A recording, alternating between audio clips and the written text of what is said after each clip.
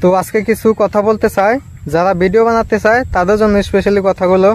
তো শোনো, তো তুমি যদি ভিডিও বানাতে চাও বা কন্টেন্ট ক্রিয়েটর হতে চাও তাহলে শুরু করে ফেলো, কারণ বসে থেকে লাভ নেই। পারফেক্ট হওয়ার জন্য যদি বসে থাকো তাহলে আরো 3-4 বছর নষ্ট হয়ে যাবে। তো এখন থেকে শুরু করে ফেলো। যে মোবাইল দিয়ে তুমি রিলসটা দেখছো আমার, সেই মোবাইল দিয়ে শুরু করে ফেলো।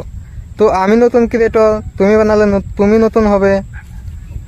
তো বসে থেকে লাভ নেই।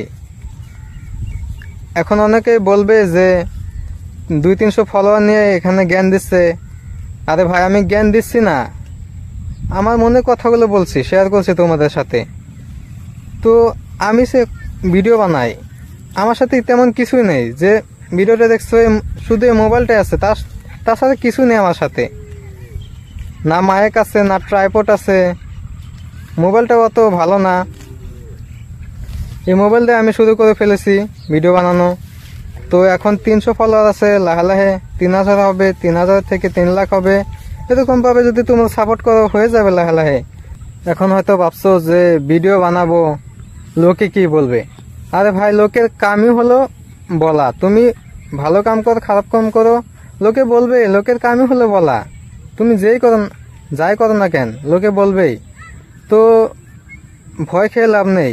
তুই ভিডিও বানাতে চাও, লজ্জা ভয় এগুলো ভাঙতে হবে।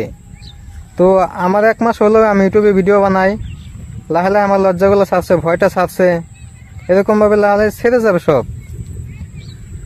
তো এখন দেখো আমি পাথারে এসেছি, যেখানে কেউ নেই, আমি একলাই। 1 মাস হয়ে গেছে, আমার এখনো ভালো করে লজ্জা বা ভয়টা ছাড়েনি। তবু আমি বানাচ্ছি, চেষ্টা করছি, কারণ চেষ্টা করাটা মেন। তো একটা বস্তু হয়তো নোটিস করেছো আমার দিকে, মানে এখনো আমার কথা বলতে বেজে আসে, কারণ আমি নতুন ক্রিয়েটর। এটা স্বাভাবিক, বেজে আসবে, ভুল হবে, বেজে আসবে, এটা স্বাভাবিক। তো তোমরা যারা বানাতে চাও শুরু করতে পারো।